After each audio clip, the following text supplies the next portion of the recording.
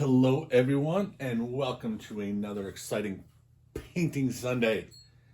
Today is Sunday. What the hell is today? Sunday, September 8th. God, fall's coming up real quick. It's actually feels like a fall day today a little bit. It was 60 something yesterday. My wife and I went to the zoo, and today it's like 73. So we have our windows open, no air conditioning on. It's beautiful. Today, we got our 16 by 20 canvas here, stretch canvas. We are almost to the point where our old mishmash of paints are used up. So probably not next week, but the following week, we will be using our normal paint that I use for my studio work all the time, which is the Griffin Elkid oil paint from Winsor & Newton. And today, let's start out with something that you are all familiar with. Payne's Gray and Viridian. A little bit more. There we go. Now, I have no idea what I'm doing today. We went and did our grocery shopping. We had breakfast, worked out. So right now, I have no idea what the hell I'm going to do. So, let's just do something that we always do. I like waterfalls. Where the hell am I going to put it? I want to put it all the way at the end. Do a waterfall right there. Let's do one right there. There we go. Okay, put it like that. Straighten that out a little bit. Get this up just a little bit. I think we're going to have, I don't know yet. I don't know if I want a mountain with some forest or just a forest itself. I haven't decided yet. And I better decide soon because I've got the sky area coming up pretty soon. Pretty next. Yeah, I love my English. Okay, so we've got Viridian. We've got Payne's Gray. We've got our Griffin Elkid. No, our Walnut Elkid medium. For our medium. And we've got this actually nice looking green. Albeit very thin.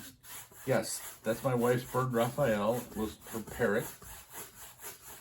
Can't go a painting session without him saying hello. She's downstairs though, so he shouldn't be too bad today. Although overall he's been pretty good. Other than he hates my guts. Okay, so we've got that done. Now, normally I'll go up and start doing stuff up here, but I haven't a clue what I'm doing. I don't know what it's going to be. So what I'm going to do is I'm going to fill in the ground here. And that's Payne's Gray and my Purple Lake. Don't you love when you just throw a bunch of stuff together and see what happens? Put a little Viridian in there too.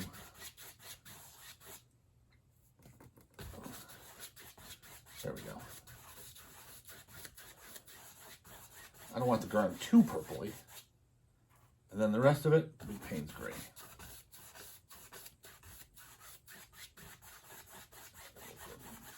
Get the nice little transition here. Okay, so what I'm thinking here is I have a green waterway. For the most part, it's green. I'm going to hit it with a little bit of white, but for the most part, it's green. So what that means to me, I'm not going to put a mountain in, or I'm going to put a little one in. What I'm thinking about is a little mountain maybe over here, maybe a hill. Mountain's too strong. So maybe a hill over here, and then forest, and then maybe a rocky ledge or something here. Something, yeah, put some rocks and a little bit of hill here. That's what I'll do. So I'm just going to go with Payne's Gray, a little bit of cobalt blue today. Let me see here. I have that for the mountain.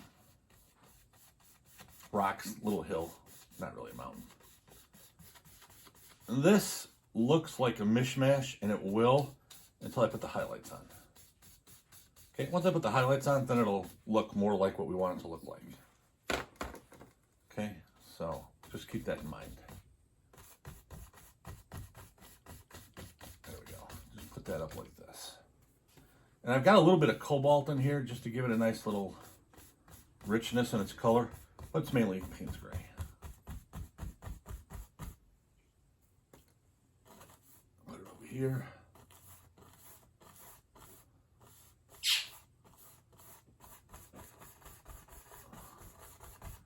Then I'll put this here. And basically what I'm doing is I'm just not making anything huge here, okay?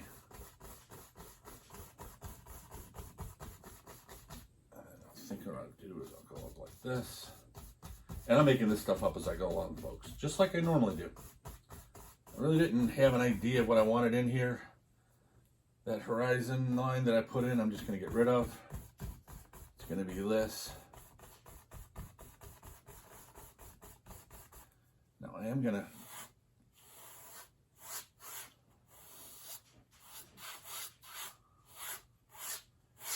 define that edge and the water. Okay, now you see the way I've got the brush like this? I'm not doing it like this for the moment. I'm doing it just like this because it's kind of scraping the paint because I got so much medium on here. And I want to get to where I see the difference between my land and my water. And the reason why I do that is I want to see if the perspective is correct. And the only way I'm going to do that is go back. And it is not, like I feared. Okay, this is going too far down. So I got to bring this out a little bit.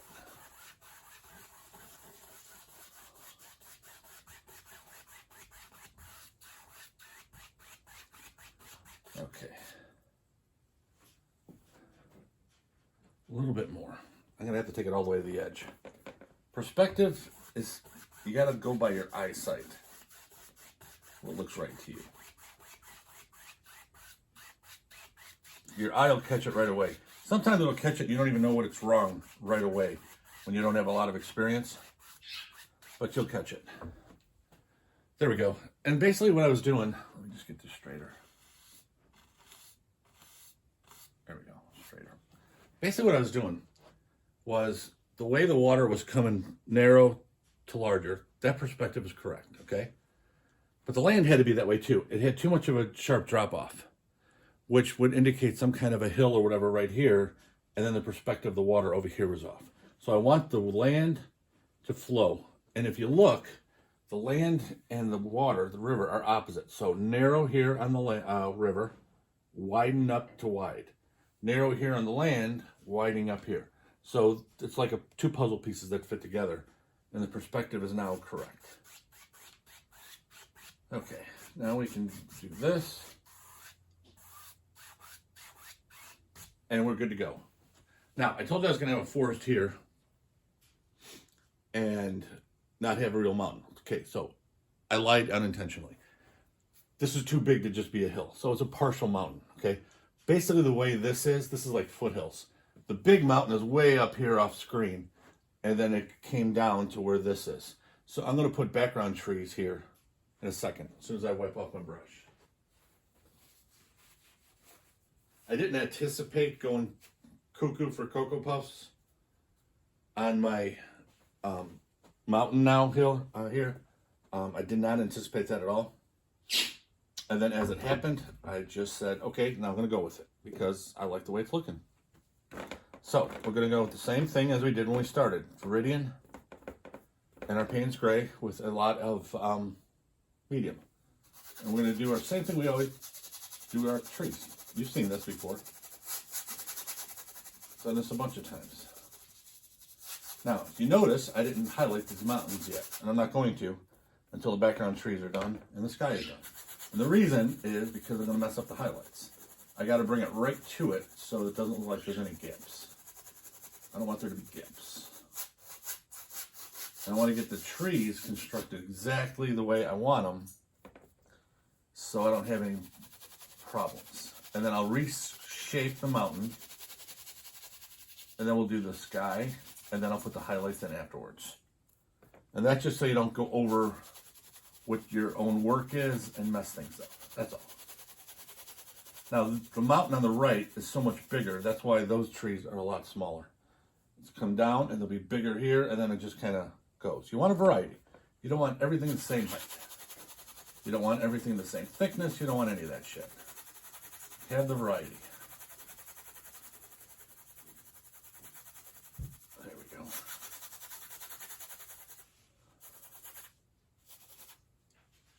I'll put that up there. There. I kind of like the way that looks. Actually, I really like the way that looks. Okay, so what we're going to do here, wipe off our brush. No need to wash it yet. I got my first show of the year coming up October 11th, 12th, and 13th. If anybody is in the central to northern part of the state of Illinois, it's in St. Charles, a place called Potawatomi Park. There's like, I want to say, don't quote me on this, you go to on the website, Autumn on the Fox, and it'll tell you, but there's at least 150 vendors there.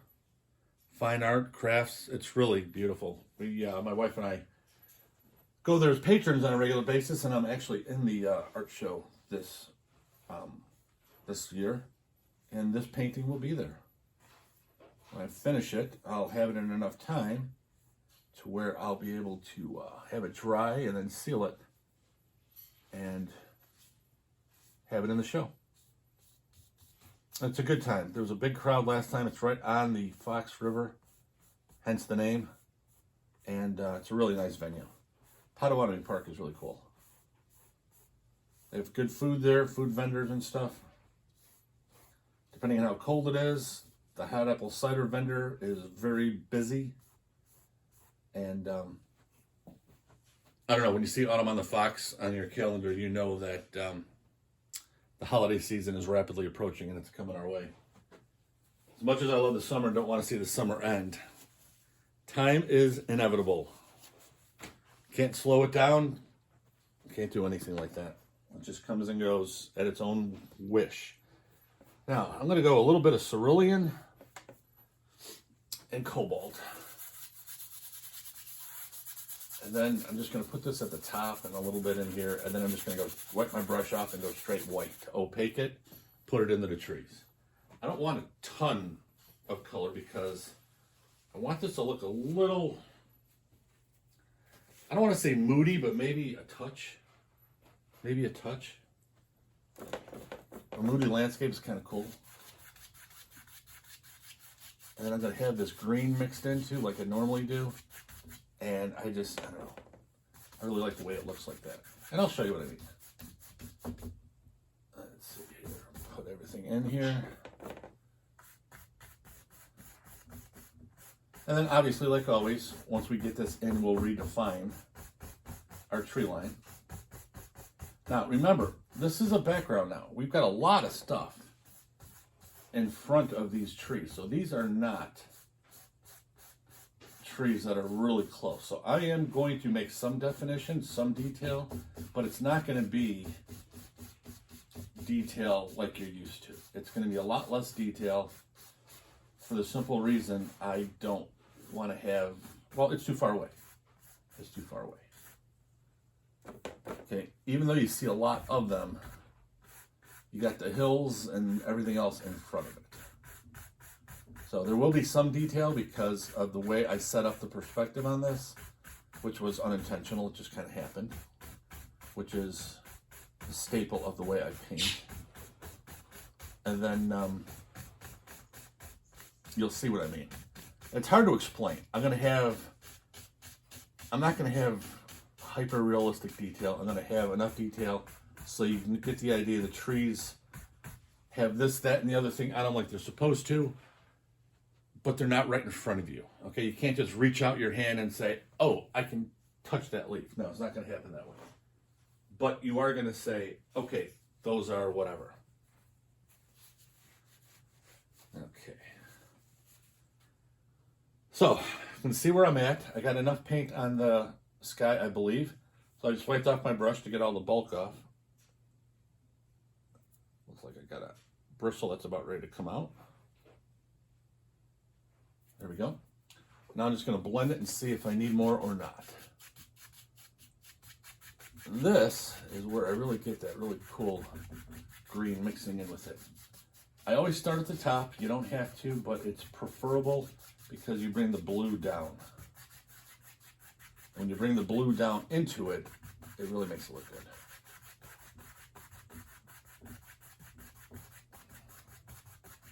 A little bit more white over here.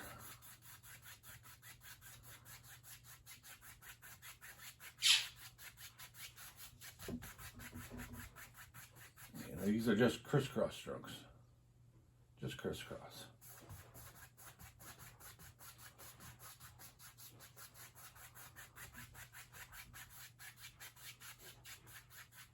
There we go. Let me back up and see how that looks. Okay, that'll work. That'll work. Now, here's what I mean by the moody sky. Now, granted, I got to redo all the tops of these so it'll define it better. But you've got a lighter blue here, a little darker. You got the white mixed in with the green a little bit. You got a little bit of stuff happening all over the damn place. But it's not that really bright, oh my goodness, I need sunglasses sky. No, it's not one of those. Okay, so, not even going to wet my brush here. Oh, crap, I got my new t-shirt dirty already. My wife is going to kill me. Okay, so what I'm going to do is I'm going to tap in the trees the way I always do. Okay, 1.5 inch brush on the side with my Viridian and Payne's Gray. But I'm not going to use the real thick paint.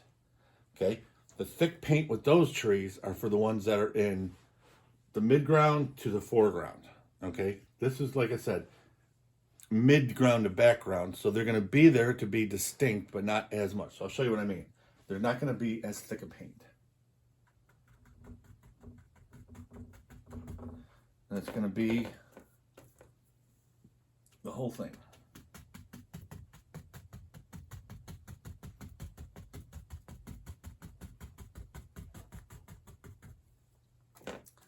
And as you can tell right now, I don't have a ton of paint like I normally do. It's thicker than what it was, which it has to be, but it's not crazy. It's not like it is when I normally do them.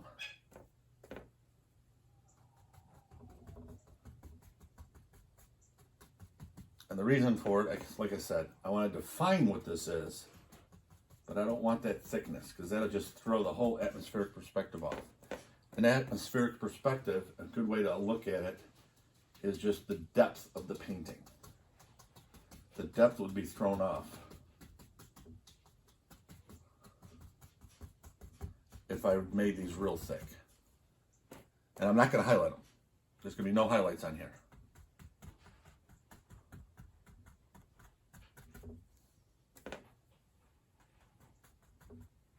And you can see I got all different sizes, all different heights. That's too thick there, so just keep patting it down. Work it in.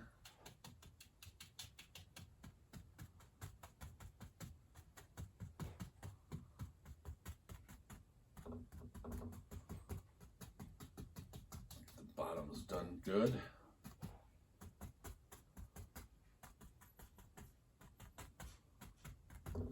Let me step back and see. Oh yeah, that'll work. That'll work. Okay, so here we go. Now that, all that green, okay, is going to justify all this green in here. Now, obviously, I'm going to put some blue in there. I'm going to put a little bit of white. So I'm going to get it a little more watery look, but it's going to still have a decent amount of green in there. Okay. Now, if you can look real close, I'm going to get a longer brush here. This is what you got to look out for. Well, not look out for. You can see what you try to do.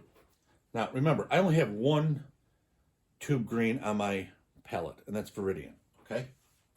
And that's what I use. You don't have to use it. If you want to paint exactly as I teach, okay, for these videos, then yes, you got to use the same make and the same everything else, because everybody's colors are different. My Viridian that I get from the Winsor & Newton is different than Rembrandt's or Blick's or whoever's. So if you want to do it exact, you use the colors I'm getting with the manufacturer. They're like $6.81 a piece. They're very inexpensive paints. But what you want to look for, more importantly than that, one tube color, okay, mixed with Payne's Gray. But the mixture I change as I'm going. Sometimes I'll use a little bit more Viridian, sometimes a little bit more Payne's Gray, and whatever. And what that does for you is you've got the light, mid-tone, and dark. So you've got 3 values for sure, possibly 4, with 1 tube color of green. And that's what gives it its realism, its depth. That's what shows it the way it's supposed to be. And then when you get your nose real close, like I did, you'll see a couple of places where you got to just put a little bit more, because that was when I first put it on. And you can see the other marks I made that aren't vertical, okay? They were just the scrubby marks like I did here, and those you don't want. Then you got the thick paint here that you're just gonna keep tapping down to thin it out a bit.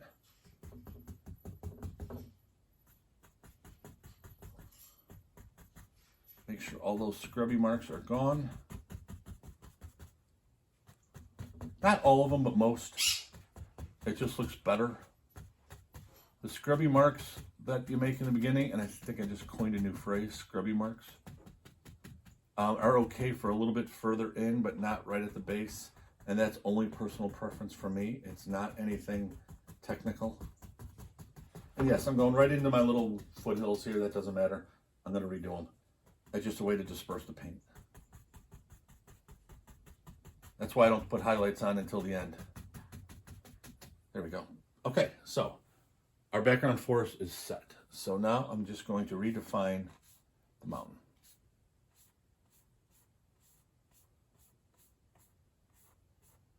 And this is one of the beauties of oils. And acrylics, it'll be extremely difficult to do this because it dries so quickly. Where oils, you can really work it and manipulate the paint as you go. And if there's something you like, don't like, whatever the case may be, you can alter it as you go. There we go. Let me step back here. Oh, nice. I like that a lot. I like that a lot. My wife's going to kill me when she sees my t-shirt.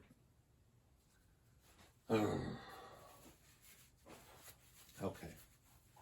Wiping the brush, not cleaning the brush. Why I'm going to do it this way, I don't know, but I am going to put the water in now.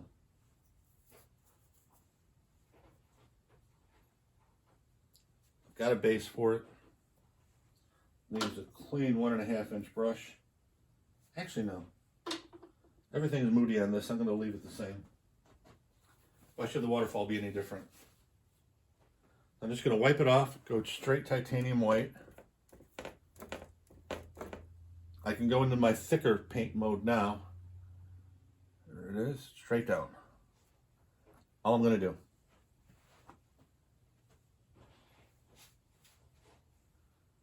Okay, now I got to get a fan brush.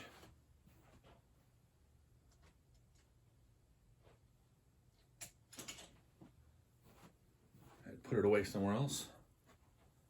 Okay, now I'm going to tap right in, because that is where it's hitting. So you're going to have the little bubbly thingies right there. And now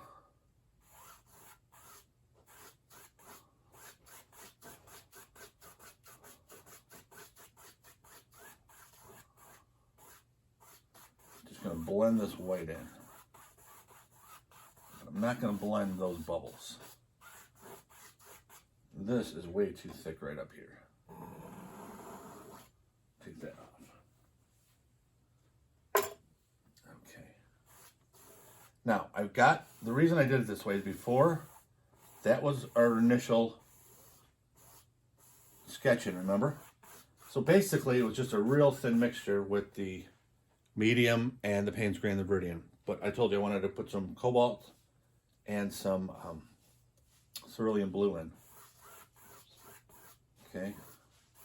So now I've got an opaque base that I can put these blues in.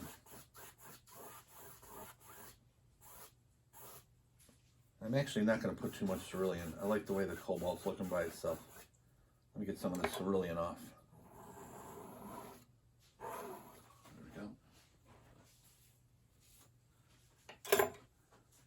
Cobalt.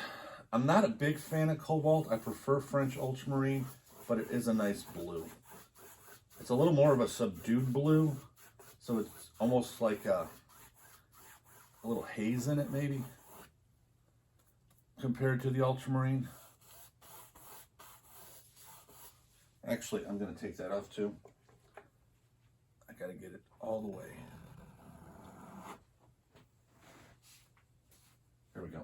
I'll put this blue all the way through it, and then I'll re-establish.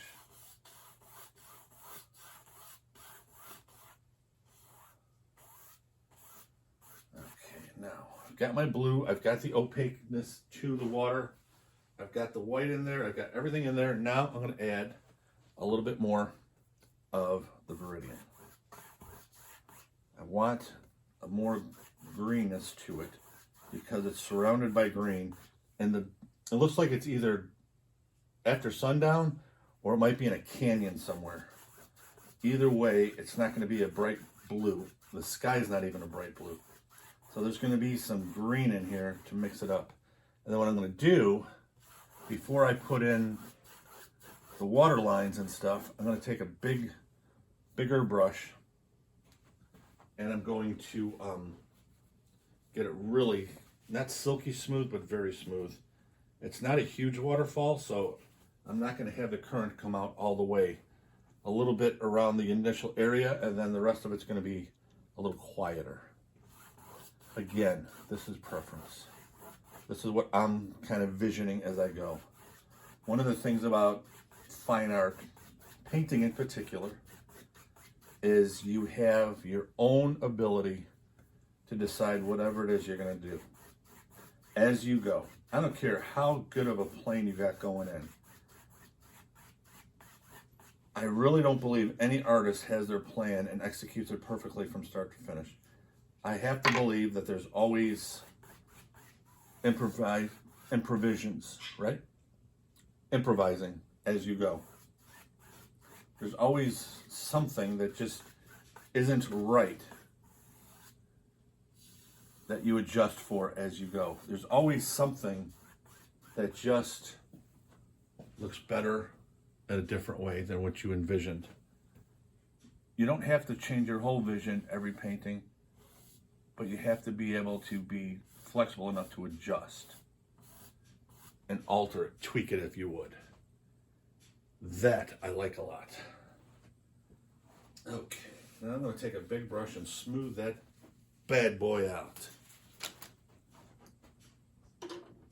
So I've got a very clean 1.5 inch brush. Okay, I washed it earlier. I want to make sure I don't have a lot of brush cleaner in there because I don't want it to. I want it to blend this and make it smooth. I don't want it to. If you have too much brush cleaner on your bristle brush, especially, it'll go right through the paint down to the canvas a little bit, and it'll be streaky and it'll look stupid. And then I also want to go nice and light. I don't want heavy pressure. I mean, it's canvas, so you're going to hear what I'm doing, but I don't want it. I'm not actually hitting it hard. And I want to take these full strokes all the way through the land, everything. Okay, I want some of the land in here as well because water will reflect it. Even if you don't see a lot of sunlight, there's going to be a certain amount of land in your water. There we go. One more. There we go. Okay, let's see how that looks. See, now that is looking exactly how my 14th vision of this particular painting went. And I'm only being partially tongue-in-cheek with that. I had very little idea what the hell I was going to do when I first picked up the brush and turned on the video camera. And once I started putting stuff down, then I had an idea, a direction I wanted to go. And then that direction changed a couple of times, and then I had another direction, and that changed, and so it's changed on me a bunch of times, which, again, is normal. It's what I call my inner artist, and every person that paints has an inner artist. And for all I know, your inner artist is for anybody that does any kind of art, whether it's literature or singing, playing a musical instrument, sculpture, whatever. And basically that's your little, it's something inside of you saying, hey, let's do this instead. And that's what you listen to. And that's when the beautiful art happens. Because we as human beings like to be in control. I'm no different. I love to be in control of what I'm doing. What I found out is when my inner artist started talking to me, and we'll talk to everybody that has enough paintings under their belt, not for 30 years, but once you start painting consistently, your inner artist will start to speak. And it's a timid voice at first, and I'm like, no, that's not what I want. I'm just going to do what I want. And it looked like crap. And then again and again and again. And it took me, hell, I was so freaking stupid and stubborn. It took me at least a year before I'm like, the hell with this. So one day I'm painting. I don't even remember the painting it was. And my inner artist, as I coined the phrase, started putting me in a different direction. And instead of fighting it, I just said the hell with it. I gave up. I went with it. Lo and behold, I love the painting. The next time it happened, I went with it. Now it's gotten to the point, I'm not kidding you. Whenever I hear the inner artist talking, whether I agree with it or not, whether I have any idea what it's doing or not, I just let it go. And I've learned to just get rid of the control freak crap in my head. I'm not a control freak where I work. I'm not a control freak at home. But when I was with my paintings, I was. Now I'm not. And when I decided to stop being a control freak is when my paintings actually started to take off. And never look back. And I'm not going to either. Whenever I feel myself starting to get that control, I'm like, no, I am not listening. And that's what you got to do. But you're not going to hear your inner artist for a while. You got to get enough paintings on your belt. That number is different for everybody. Okay, now, just like I told you, I'm going to have, it's a moving body of water, okay? There's a waterfall, so it's got, oh my goodness, I'm sorry, people. My English is terrible today. It has a lot of movement, but I don't want to have a huge amount of movement. So we're going to do this like normal. A little bit bigger here for obvious reasons. I got to get this up the waterfall a little bit. There we go. Okay. Now we're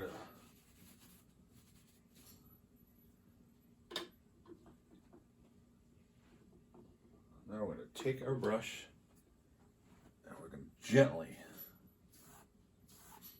glide.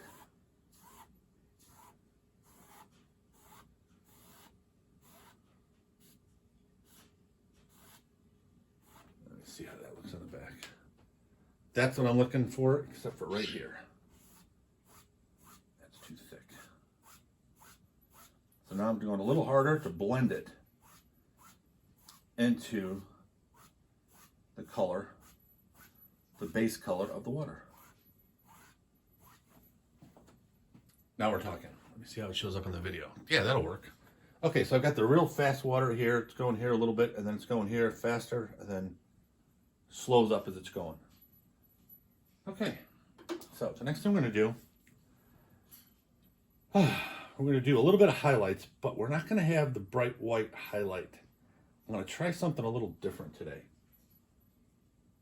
And I'm not sure how it's going to work, so please bear with me. I'm going to use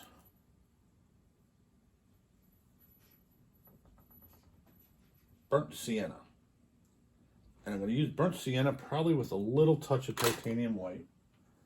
And I'm not going to go all over the place with my highlights. they're going to be, what light there is coming from the upper left. So I'm going to highlight those areas. And then I'm going to see how much I do.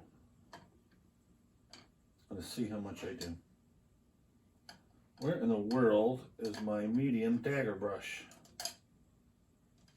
Son of a gun, where the hell is it? Got 3 daggers and I don't know where the hell it is. Don't you hate it when that happens? Okay, I'll use the filbert instead. It's probably still in my wash bin. Okay, so Remember, we're at the thicker part of our painting now. We have been since we put it in our waterfall. So I'm just going to take a thick amount of paint.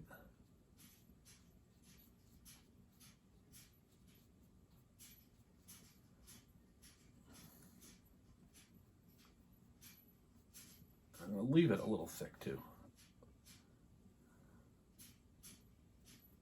Actually, I'm going to leave it a lot thick.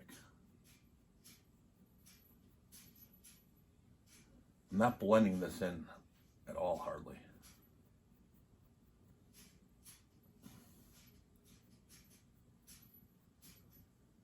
I am going to use the lemon yellow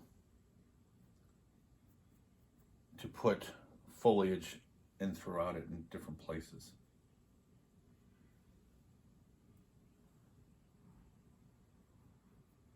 And you'll see what I mean. Remember what that's made of. Viridian and Payne's Gray mainly.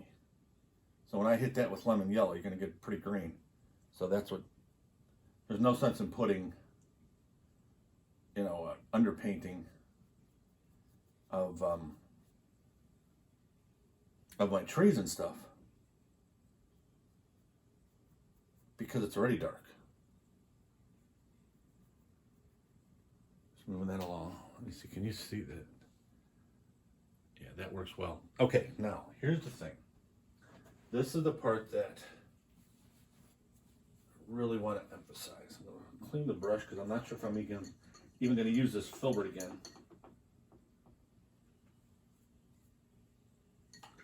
I'm going to clean it real quick, just so I don't forget. It's Sunday. My wife and I have done a lot. I'm getting older and I forget stuff. Okay. I'm going to use my fan brush. And I'm going to have a little bit of blue-gray as my shadow color. Now it's going to show up real bright, but I'm going to blend it in so it doesn't. But the initial is going to show up bright. So don't freak out. I'm going to blend it in.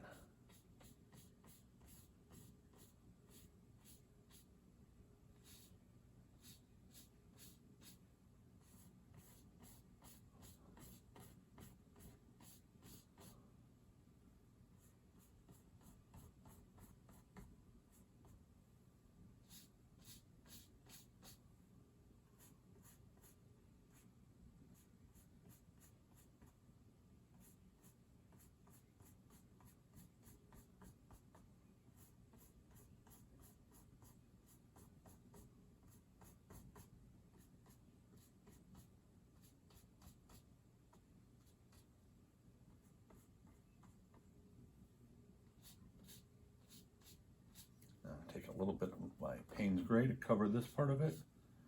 More Payne's Gray, John. There we go.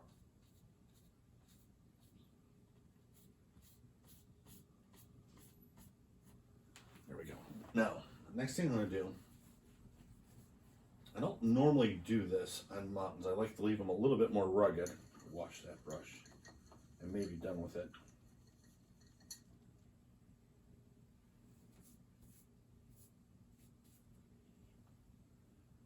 What I'm going to do is I'm going to take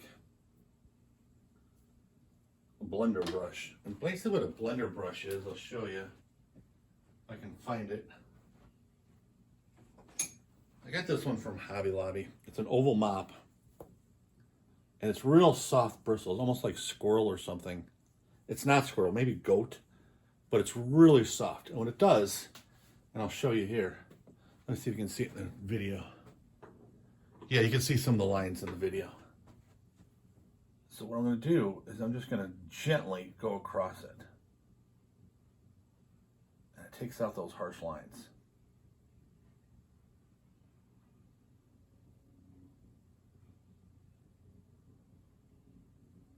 That's all it does. Take out that harshness. Smooth and out. There's a lot of places in mountains I don't like it smooth, so I don't do the set off on mountains. But for some reason I wanted to do that on this.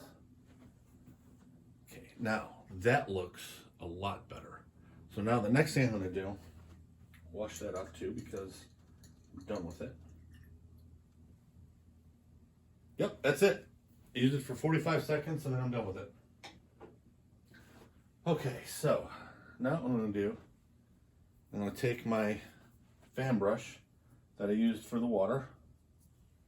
Okay, I'm going to go right back into that burnt sienna.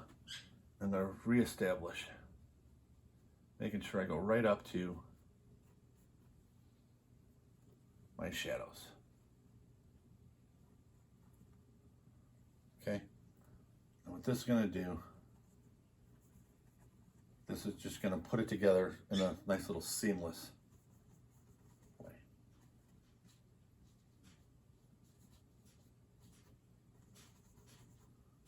And I'll put some some highlight right here. Let me put back. Bingo. That's what I'm looking for. Now I'm also going to start putting my foliage that's going up these little hills, mountains, whatever the hell it is. I still haven't figured out what I'm going to call it. So let's just say a mountain and a hill together. So now I'm going to take my 1-inch brush, bristle gesso brush. I'm just going to start tapping.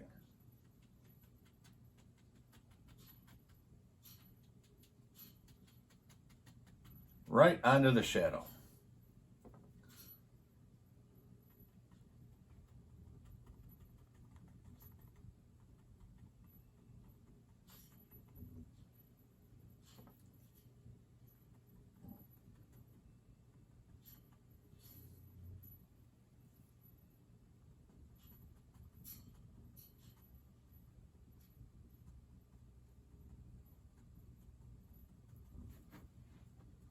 Okay.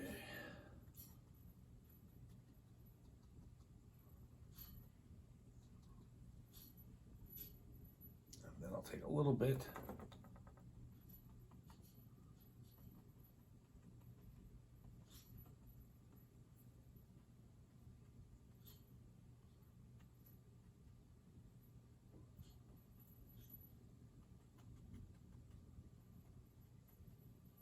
Okay, so I've got my foliage there established. So now what I'm going to do is wipe off the brush, and I want to basically tap again just to get some of that bright yellow off. I just want green.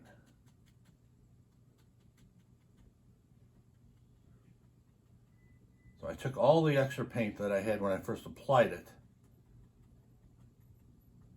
and now I'm going to get this really beautiful, borderline subtle green that's blending right into the background, the underpainting that we had. It looks really nice. Okay, now, next thing I'm going to do, we'll wipe this, clean that brush because I'm done with it. Possibly. Don't always know.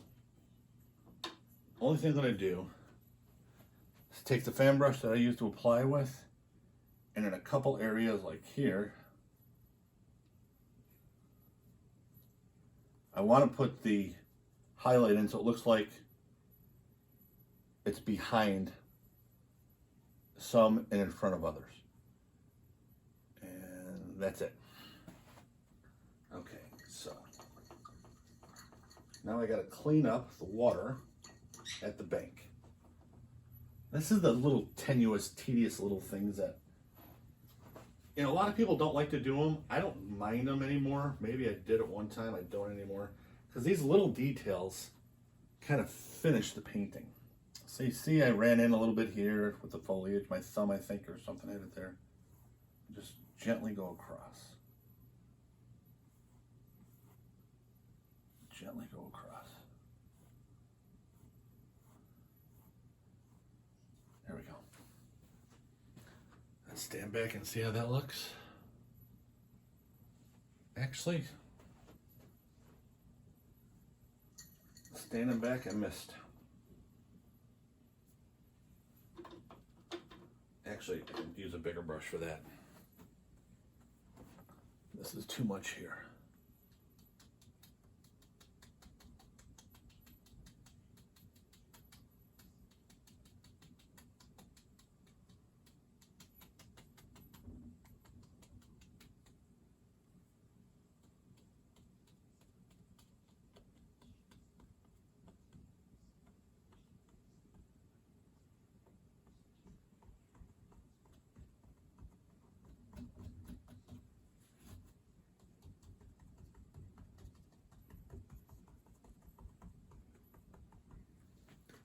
Step back. Now we're talking. I'm just going to go a little bit higher, a couple of places.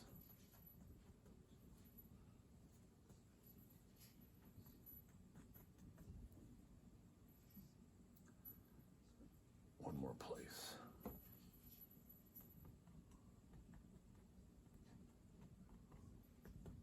Okay, I lied, 2 places.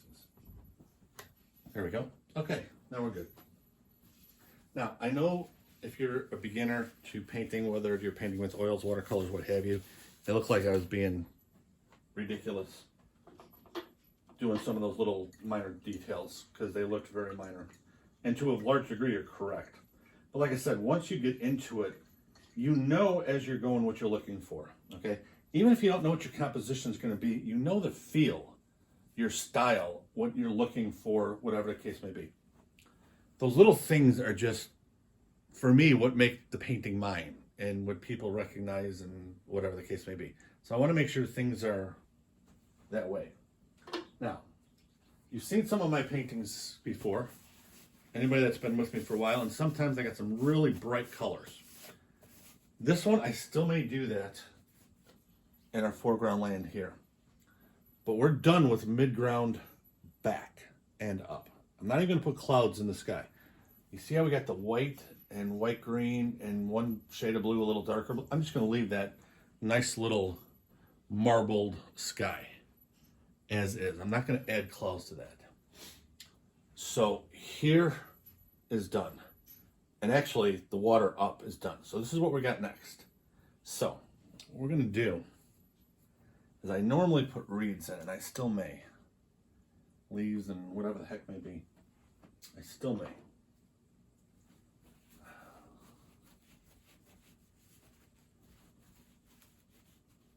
Yeah, I think I will. I just like the way they look with flowers on them.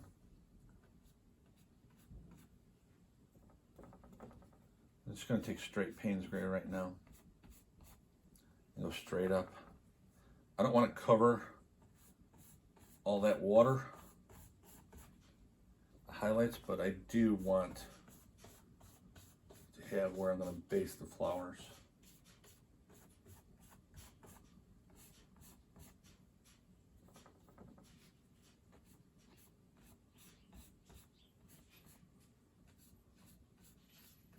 You see how I'm stopping short of hitting all that stuff? That's got nice action in the painting. You want to keep nice action. And now I'm just going up. Perspective again. The closer they get to here, the taller they're going to be. Okay. So now,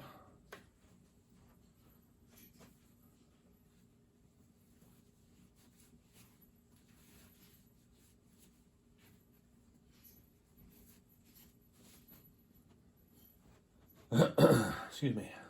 Wipe off the brush, put my grass in. This is lemon yellow right on this very dark background. Some places it's going to be darker than others, some places it's going to be lighter than others. I might even have some red in there, the purple lake. The flowers are going to be a little more subdued than normal because this is a very subdued painting. It's not a moody painting as far as a bad mood or anything else. It's a painting that's, you know, like I said, past dusk.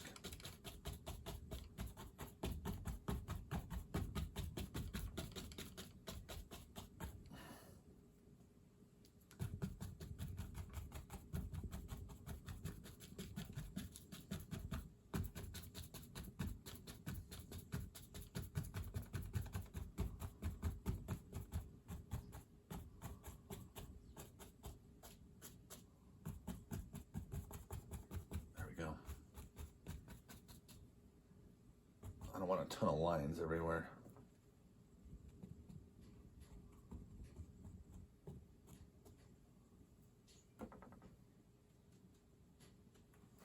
There we go. Okay, I like that a lot. Okay. Now.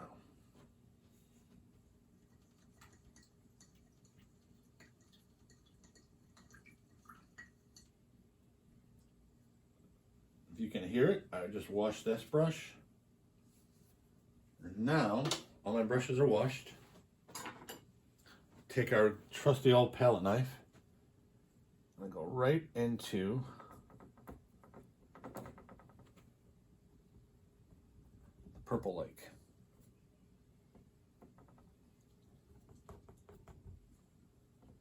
I'm just gonna slop it on with the knife. It's thick, it's thin, it's everything. This is so much fun.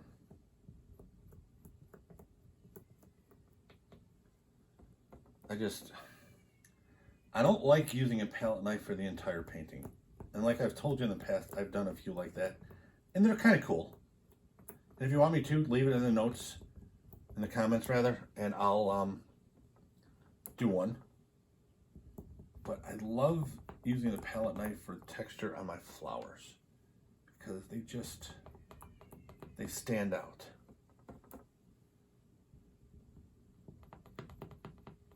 Now over here, I got to be careful and do that on the side now. Because I don't want to go too high into the water. I go a little bit, but not too high. And basically, I'm just taking the knife and touching all the way and bringing back out. See, touch and come right back out. Basically what that does is the canvas takes what it wants and leaves you with the rest. Over here I can go a little higher.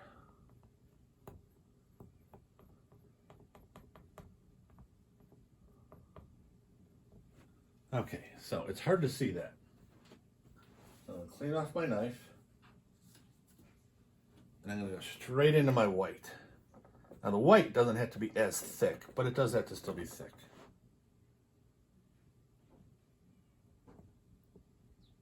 Now watch what I'm going to be doing here. Now I'm going to wipe off a lot, okay? Because what I want to do is I want to start blending in it a little bit. See that gorgeous color that's coming up?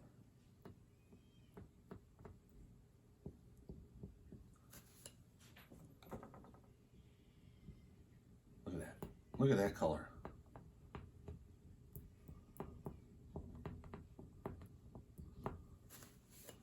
You don't need a lot of the white. You just need enough to just kind of spring that beautiful, whatever the hell that color is that's coming out. You don't need a ton of it.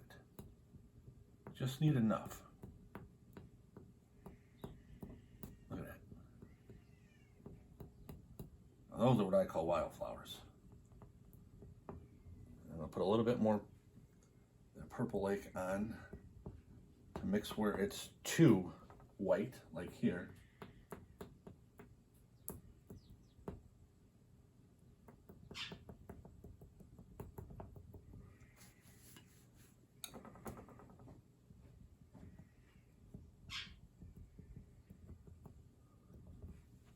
Okay, now the last thing I'm going to do is take a big palette knife.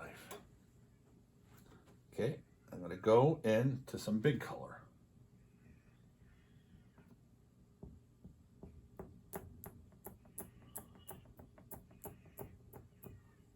Now, let's see if it'll show up.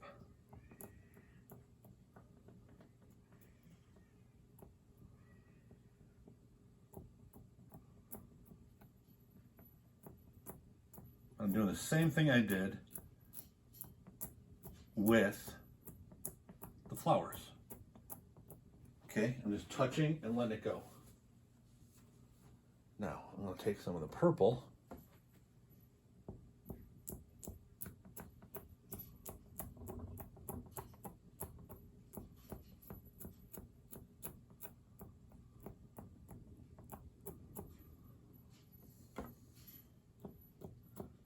And this is just to put lights and darks together. Bright yellow, brighter green, and a little darker. That's all it is.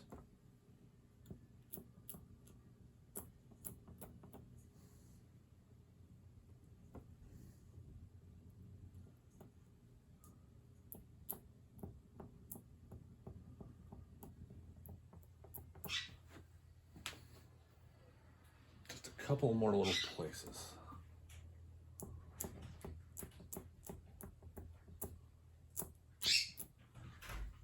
And that is it. Okay, ladies and gentlemen, I hope you enjoyed this new installment. I hope you enjoyed the way this one turned out. I really like it. It's one of my favorite paintings that we've done together. So basically, next week we're going to have a couple of colors left from the Georgian oils. Probably the week after, so 2 weeks from today, we'll be starting out with all the Griffin Alkyd oil paints. And what I'll do is I'll run the colors, I'll put them in the description, I'll run them on the screen if I can figure out how to do that, whatever the case may be. But I'll let you know the exact colors that we're using, and then the exact size. This is a 16 by 20. I've got one more left, and we'll go down to 14 by 18s. The canvas size to a degree is irrelevant, but the paint isn't. If you want to have the same color mixes as I do.